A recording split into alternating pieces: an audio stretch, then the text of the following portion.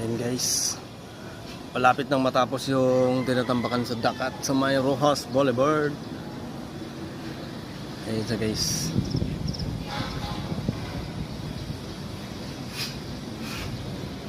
Medyo madilim,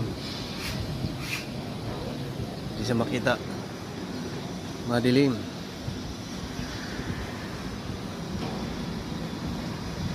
Ayan o.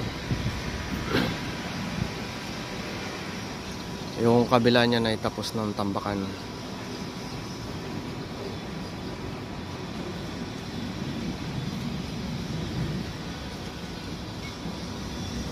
Ayan siya guys.